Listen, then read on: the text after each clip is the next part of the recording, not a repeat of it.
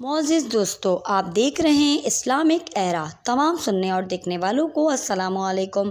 ناظرین کرامی، آپ سب نے دیکھا ہوگا کہ بہت سے لوگ مختلف چیزیں شیئر کرتے ہیں جس میں فوسل انسان یعنی کہ ڈھانچہ انسانی تصویر بہت زیادہ دکھایا جاتا ہے۔ ہمیں مختلف ہڈیاں تصویر میں نظر آتی ہیں اور ان کا سائز بہت زیادہ ہوتا ہے اور یوں لگتا ہے کہ جیسے یہ انسان 40 یا 50 فٹ کے حامل تھے۔ سوچنے کی بات یہ ہے، انسانی تاریخ میں ایسے لوگ موجود تھے، کوئی ایسی قوم موجود تھی جن کے قد اتنے زیادہ لمبے تھے؟ اس بات کا جواب ہم اگر مذہبی تاریخ کو دیکھتے ہوئے دیں تو ہمیں اس کا جواب مل جاتا ہے۔ اللہ تعالیٰ نے اس زمین پر واقع ایک ایسی قوم اتاری تھی جن کا قد و قامت بلند و بالا تھا، جیسے کہ ہم مختلف فوسل یعنی ان کے ڈھانچوں میں دیکھتے ہیں۔ ان فوسل کو مختلف سائنسدانوں کی جانب سے سائنسی بنیادوں پر ریجیکٹ کیا جاتا ہے، کیونکہ یہ قوم ایسی قوم تھی جو کہ واقعی نسل انسانی سے مکمل طور پہ مختلف تھی اور بعد میں ان کا نام و نشان بھی اس صفحہ ہستی سے مٹا دیا گیا۔ موجودہ دور کے انسان کے ڈی این اے اور اس قوم کے ڈی این اے کے ساتھ بالکل بھی نہیں ملایا جا سکتا۔ یہ بھی وجہ ہے کہ جدید سائنس ایسے انسانوں کے وجود کو ماننے سے انکاری ہے، لیکن آج ہم آپ کو ایسی قوم کے بارے میں بتائیں گے جنہیں اللہ تعالیٰ نے زمین پہ اتارا اور اس جیسی طاقتور قوم اور بلند و بالا قوم کوئی اور نہیں اتاری۔ جب یہ قوم اللہ تعالیٰ کی سرکشی پر اتر آئی تو پھر اللہ تعالیٰ نے اس قوم کو صفحہ ہستی سے مٹا دیا اور ان کا وجود ایسے مٹایا کہ ان کے کوئی آثار تک باقی نہ رہے۔ طوفان نوح کے بعد اس سرزمین پہ ہر قسم کی قومیں اور مخلوق تباہ و برباد ہو گئی تھیں اور محض وہی لوگ بچے تھے جو صرف اور صرف حضرت نوح علیہ السلام کی کشتی میں موجود تھے۔ انہی میں سے کچھ لوگ ایسے بھی تھے جو اس زمین پر پہلے سے آباد تھے اور حضرت نوح علیہ السلام کے اوپر ایمان لے آئے تھے۔ طوفان ختم ہونے کے بعد انہی لوگوں میں سے اللہ تعالیٰ نے اس زمین کو دوبارہ آباد کیا اور انہی کی نسل سے نسل انسانی پروان چڑھی۔ حضرت نوح علیہ السلام کا ایک بیٹا جو اپنے باپ پہ ایمان لایا، اس کا نام سانت تھا۔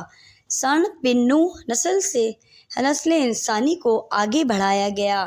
حضرت نوح علیہ السلام کے بیٹے سانپ کی نسل سے ایک شخص جس کا نام عاد تھا، وہ قدرتی طور پہ بے حد بلند و بالا قد کا مالک تھا اور اس کی عمر بھی کافی زیادہ تھی۔ عاد کے بارے میں کہا جاتا ہے کہ اس کا قد 40 ہاتھ کے جتنے برابر تھا۔ آج ہم جانتے ہیں کہ ایک ہاتھ کا پیمانہ تقریباً 1 فٹ یا 1.25 فٹ ہوتا ہے، اس حساب سے 40 سے 50 فٹ کے قریب ہوگا اس کا قد۔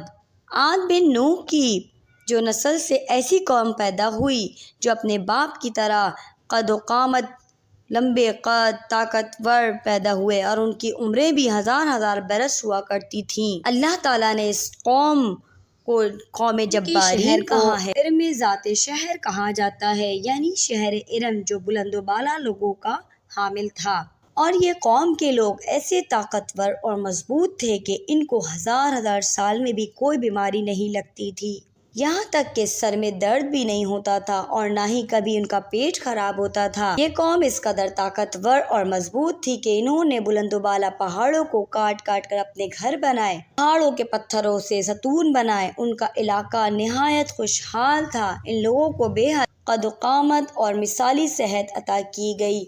اللہ تعالیٰ نے ان کو بہت زیادہ طاقت دی۔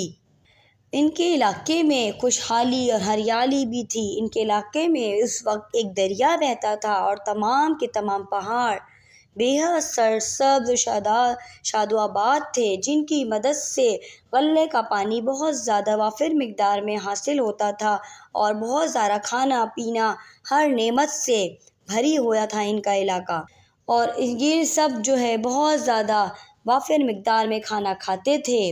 سمندر کے نزدیک تھا ان کا علاقہ، سمندر کی نعمتوں سے بھی استفادہ حاصل کرتے تھے۔ ناظرین، اب آپ سب اس سے اندازہ کر سکتے ہیں کہ کس قوم پہ اللہ تعالیٰ نے کس قدر انعامات و کرام نازل فرمایا تھا اور انہیں دنیا کی بہترین اور طاقتور قوم میں سے ایک قوم بنایا تھا۔ یہ قوم کس قدر طاقتور تھی، جس شہر پہ حملہ کرنے جاتی اس شہر والے محض صرف یہ سن کے کہ قوم جبارین آ رہی ہے تو شہر والے ہتھیار ڈال دیتے تھے اور لڑنے کی کبھی موقع ہی نہیں آتا تھا۔ ان میں سے ایک ایک شخص بہت زیادہ طاقتور تھا کہ بڑے بڑے پتھروں اور چٹانوں کو ہلا مسلمانوں کی تاریخ میں ہوتا چلا آیا ہے، ویسے ہی قوم جبارین کے ساتھ ہوا۔ ان کو اپنی طاقت اور بلند و بالا قد پہ اتنا ناز تھا، اتنا غرور تھا کہ یہ سمجھتے تھے کہ یہ سب جو ہے ہمارے آباء و اجداد کی وجہ سے ہے، اور اللہ تعالیٰ کا انکار کرنے لگے اور بت بنا کے پوجنے لگے۔ ان کے بقول بت ان کے آباء و اجداد تھے، جس کی وجہ سے وہ آج اس مقام پہ پہنچے تھے، ان کو اتنی دولت ملی تھی۔ ان لوگوں نے اللہ تعالیٰ کی اس رحمت کو سمجھنے کے بجائے اس کی نافرمانی کی اور اپنے بزرگوں کے عمل کو جاری رکھتے ہوئے مستقل نافرمانی کرتے رہے۔ اس صورتحال سے اس قوم کو بچانے کے لیے اللہ تعالیٰ نے اپنے نبی حضرت ہود علیہ السلام کو ان پہ مبعوث فرمایا۔ اس قوم کے دو بڑے طاقتور قبیلے تھے، ایک کا نام حلجان اور دوسرے قبیلے کا نام قلچان تھا۔ اس میں سے قلچان نام کا قبیلہ بڑی مشکل سے حضرت ہود علیہ السلام پر ایمان لے آیا۔ حلجان قبیلے نے ایمان لانے سے بالکل ہی انکار کر دیا۔ یہ دونوں ہی قبیلے بڑی ہی طاقتور تھے کہ ان کی پیروی کی جاتی تھی۔ چھوٹے چھوٹے قبیلے ان کی پیروی کر کے بہت فخر محسوس کرتے تھے۔ قلچان کا بھی مکمل قبیلہ بھی ایمان نہیں لایا تھا، اس میں سے صرف کچھ ہی لوگ حضرت ہود علیہ السلام پر ایمان لائے تھے۔ حضرت ہود علیہ السلام نے بڑی کوشش کی اور بے حد سمجھایا کہ تمہیں جو نعمتیں میسر ہیں، تمہاری یہ بہترین اور جو تمہارا ہے رزق، تمہارا قدر و قامت اور ہیبت سب اللہ کی دین ہے، اور تمہارے آباء و اجداد بھی اللہ کی پیروی کیا کرتے تھے۔ حضرت ہود علیہ السلام کی قوم نے ان کی بات ماننے سے انکار کر دیا اور اپنے جد امجد حضرت نوح علیہ السلام کو بھی جھٹلا دیا۔ اس قوم کی طرف سے اسلام کی کوئی امید نہیں رہی، تو پھر حضرت ہود علیہ السلام نے اللہ تعالیٰ سے درخواست کی کہ اس قوم سے بھلائی کی کوئی امید نہیں ہے، اور آپ اس قوم پہ عذاب نازل کر کے صفحہ ہستی سے مٹا دیں۔ اس پہ اللہ تعالیٰ نے اس قوم پہ مامور فرشتے حضرت میکائیل علیہ السلام کو بارش برسانے سے منع کر دیا اور ان کے زیر زمین پانی کو خشک کرنے کا حکم دیا، اور ان کے پاس دریا پہ خشک کر دیا گیا، جسے یہ پوری کی پوری قوم خشک سالی کا شکار ہو گئی۔ ایک دم چٹیل میدان میں سب کچھ تبدیل ہو گیا۔ قوم کی یہ حالت دیکھ کر حضرت ہود علیہ السلام کو اس قوم پہ رحم آیا، انہیں دوبارہ سے اللہ کی طرف بلانا چاہا۔ قوم نے اس آنے والے عذاب سے بھی سبق نہیں سیکھا، الٹا حضرت ہود علیہ السلام کو قتل کرنے کی دھمکی دینے لگے۔ اس پر اللہ تعالیٰ نے حضرت ہود علیہ السلام کو حکم دیا کہ آپ اپنے پیروکاروں کو لے کر اس علاقے سے ہجرت کر کے چلے جائیں اور ان پر عذاب آ کر رہے گا۔ اس کے بعد خشک سالی سے تنگ آ کر 90 افراد کا وفد تیار کر کے خانہ کعبہ کی طرف بھیجا گیا۔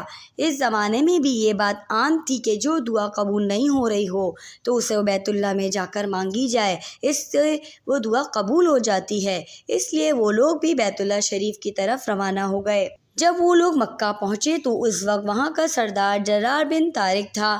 اس نے ان کی بہت آؤ بھگت کی۔ وہاں پہ موجود رزق کی فراوانی کی دیکھ کر وہ لوگ ناچ گانے، شراب اور عورتوں میں لگ گئے۔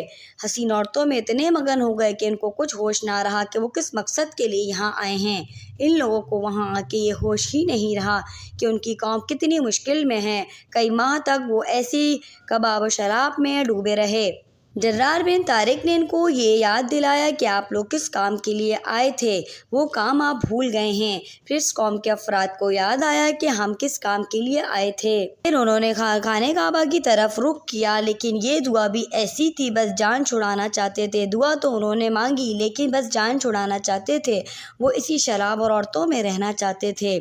جب یہ وفد وہاں سے نکلا تو راستے میں ہی کالے بادلوں نے انہیں گھیر لیا۔ یہ ان کالے بادلوں کو دیکھ کر بہت خوش ہوئے کہ ہماری قوم کی خشک سالی ختم ہو جائے گی، لیکن ان کو کیا پتا تھا کہ یہ بادل ان کے لیے عذاب لا رہے ہیں۔ جب وہ اپنے شہر پہنچے تو پوری قوم ان بادلوں کو دیکھ کر خوشیاں منانے لگی، اور بادل بڑھتے چلے گئے اور انہوں نے علاقے کو گھیرے میں لے لیا، اور پھر بادلوں سے پتھر اور آگ برسنے لگی۔ پتھروں اور آگ کی بارش نے اس پوری قوم کا ستیہ ناش کر دیا۔ اس قوم کے لمبے قد آور لوگ تنکوں کی طرح ہوا میں اڑنے لگے، اور اللہ تعالیٰ نے ان کا نام اس دنیا سے مٹا دیا۔ اللہ تعالیٰ کی نافرمانی کی وجہ سے بہادر قوم اللہ کے غضب کا نشانہ بن گئی۔ یہ دنیا کے نقشے سے اس قدر ایسے غائب ہوئی جیسے اس کا کوئی آثار ہی نہیں ملتے۔ امید کرتی ہوں آپ سب کو یہ ویڈیو اچھی لگی ہوگی۔ پلیز لائک، سبسکرائب، شیئر کرتے رہیے اور ہمیں اللہ تعالیٰ کے نافرمانی ہمیں اللہ تعالیٰ کی نافرمانی سے بچنا چاہیے اور اس طرح کے ہر کام نہیں کرنا چاہیے جس سے عذاب نازل ہو۔ اللہ حافظ۔